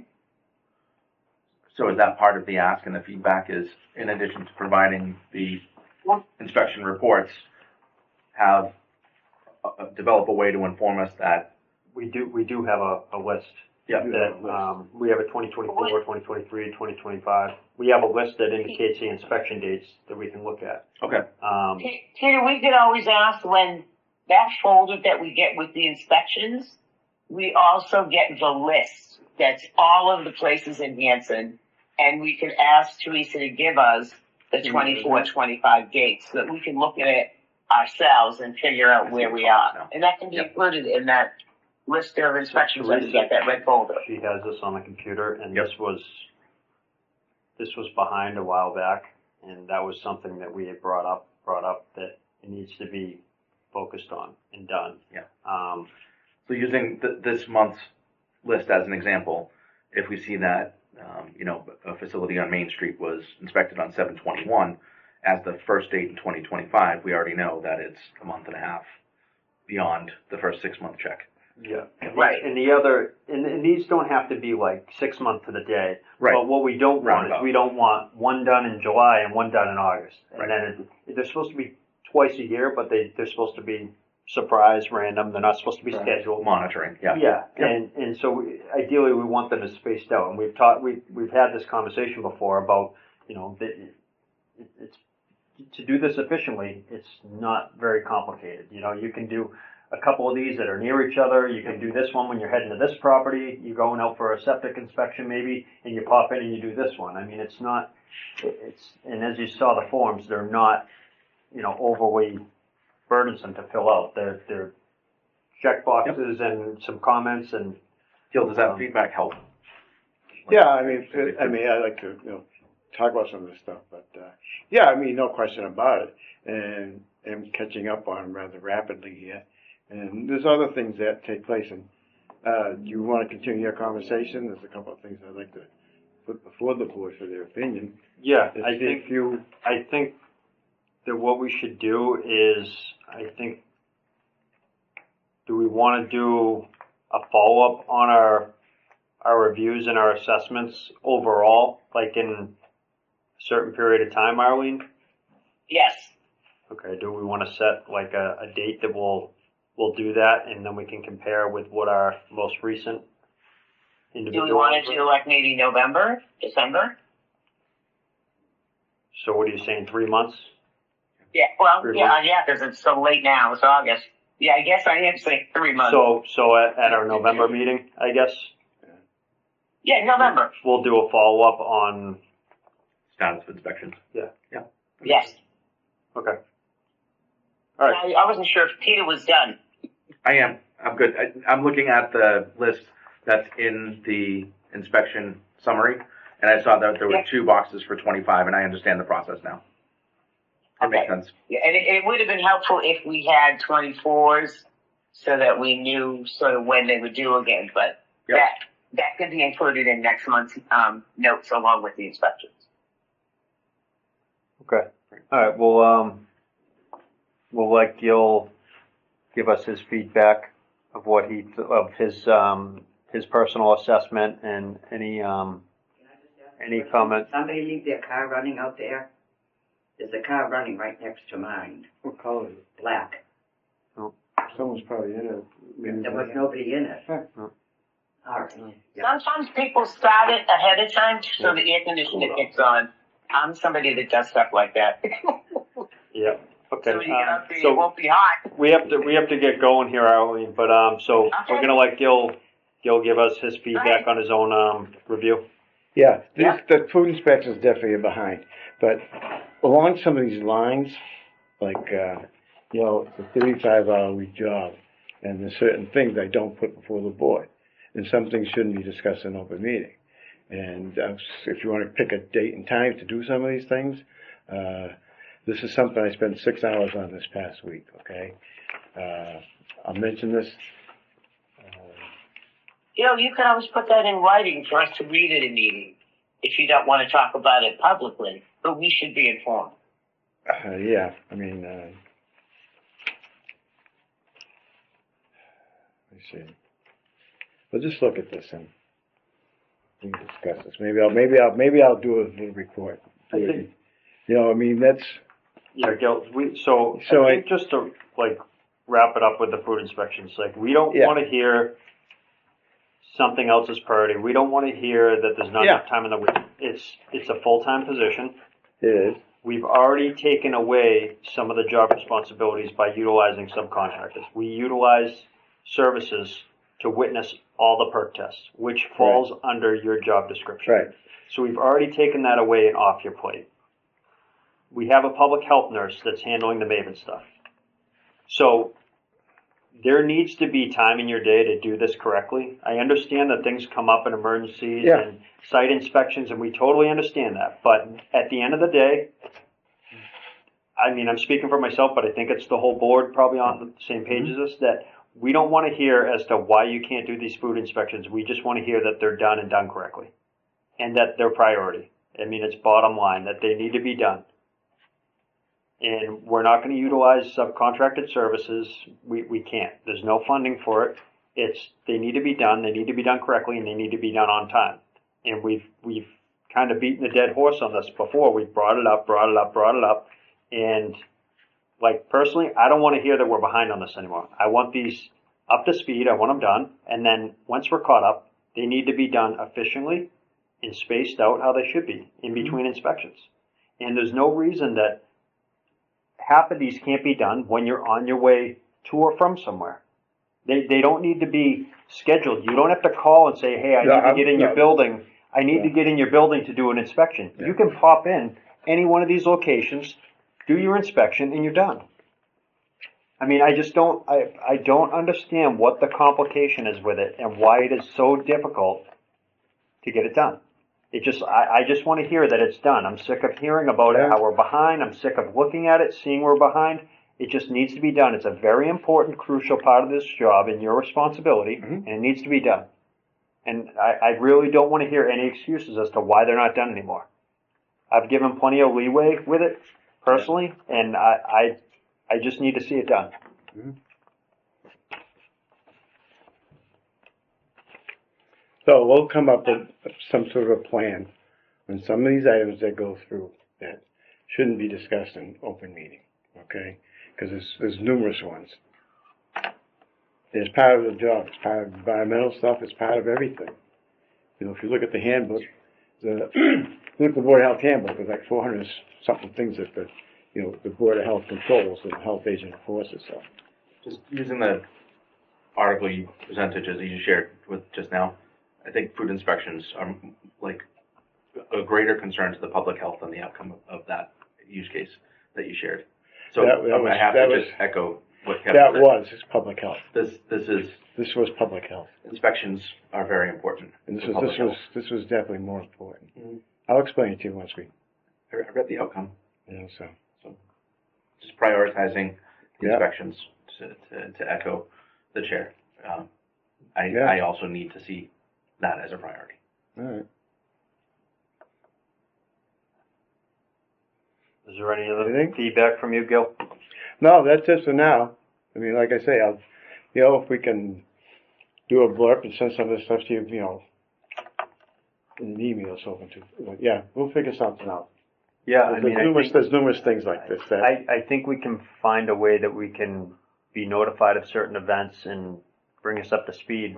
And like Arlene said, that some of the stuff should be more or less put on the agent report, even if it's just a note of something that you can bring to the board, and then not during public session, the board can be brought up to speed on it. Or they can look in the file and read about what the event was, if it's something that we can't do in public session. Yeah. Does that sound accurate, Arlene? Yes. Okay. All right. Do we have anything further, Arlene? I would like Gil to maybe talk about what he thinks his strengths are, and then maybe what he thinks of things that he thinks he needs to improve moving forward. Okay. If that's possible. So, Gil, could you just because you did your own review, correct? So, on your own review, you don't have to read it word for word. I'm just overall, we're just kind of having a conversation here. Overall, what do you feel your strengths are, and what do you feel the areas that you need to focus on improvement? That is it in sync with what the board had for comments and feedback? Is it completely different? No, I mean, you got a copy of it. And you all got a copy of this. My strengths are the knowledge that I do have. I mean, have more knowledge than a lot of people that have jobs. My strengths like relations, like the members of the governing board, and relations with the citizens of Hanson and community I serve and everything.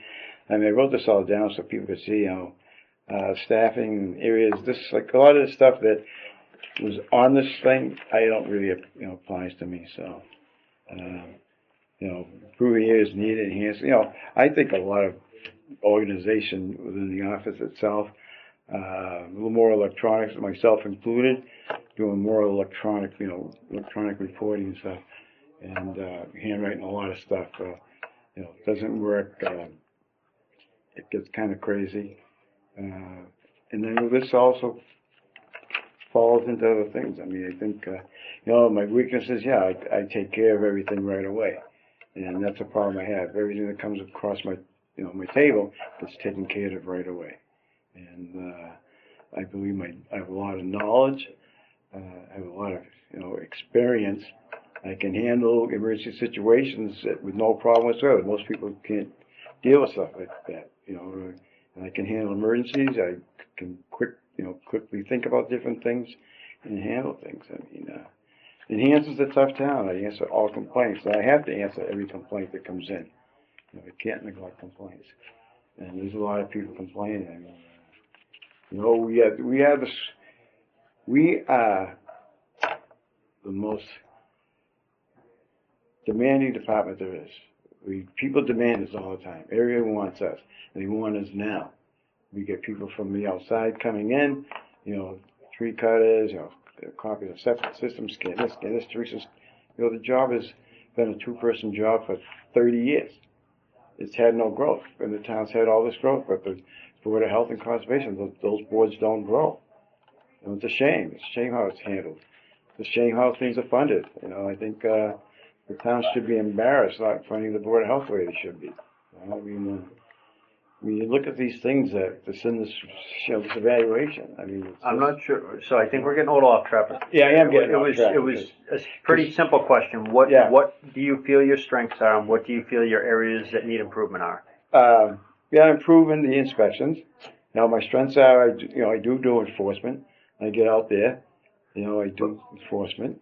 So part of enforcement, just to have a little conversation on that. Yeah. Part of enforcement is citations, fines, like we discussed.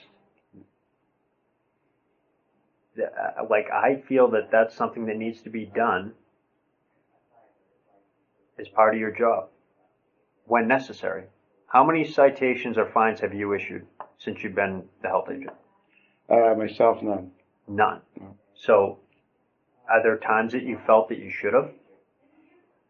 Yeah, I probably have this a few times. So the question is, why are we not doing it? when it's in our purview that we can do it. I'm not saying to be a bad guy, but sometimes things like that, where there's repercussions from someone violating something, that it helps. I mean, it helps, and at minimum, at least it covers our wasted resources. And it supports an escalation process. If we have a vendor that's out of compliance multiple times and they've received multiple fines, we have documented an escalation in non-compliance. And legally, it will support further action. You would think that once we started finding them, they would be better about staying in compliance as well.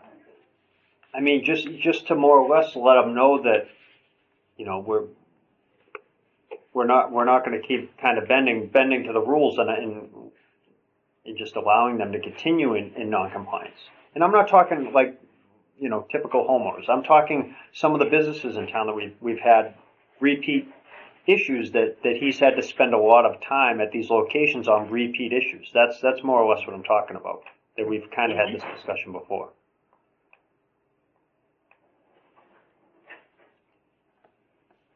But I mean, that's an area that you feel you need to improve and work on.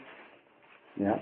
So let's see to it that we do. Let's not just keep talking about this stuff. Let's put it into action and do it.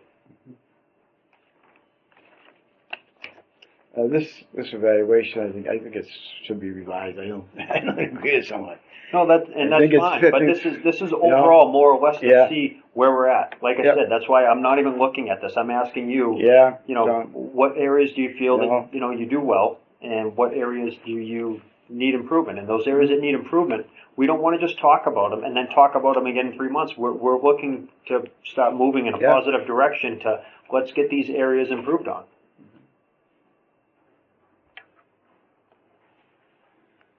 I would say that the inspections would be my weakness. Yes, there's no question about that. But my strength is I do the job good, and I'm very effective doing the job. And when I'm doing the job, I know what I'm doing. There's no lack of knowledge or experience in this job position. So if you feel that your area of weakness is the food inspections, right, that we've fallen behind on, is there something that the board can do? Is it a matter of do you need help like training? Do you need help is there something that the board can help? No, I don't need any training at all on it. So it's just a matter of going out there and getting them done. Yes. And it's no time management. My time is, I utilize all the time. Yeah. But you did take a time management class, probably 3 or 4 years ago. Mm-hmm. Yeah. I mean, it's time management is what you are. You control your time, and I think I do a pretty good job all the time. I put into the job. So, but yes, the thing is concentration on the inspection. I know you say enforcement. Finding enforcement. I mean, that's another thing. So, what pulls you away from the inspections? There's so much work to do in town. Like I said, I'll figure out a way to send you some of these reports that I do that are not, done in public meetings and stuff. Because a lot of it is, we'll figure out a way to do it, to communicate these things. There's some housing inspections, things like that. You can't discuss in public meetings. So. Did you have anything further, Arlene? Not at this point, no. Okay. Maybe not. Okay. I don't feel. I'm all set. Anything else? Okay. I'll entertain a motion to adjourn. It's 5:54. If anyone wants to make that motion. I will make that motion to adjourn at 5:54. Second.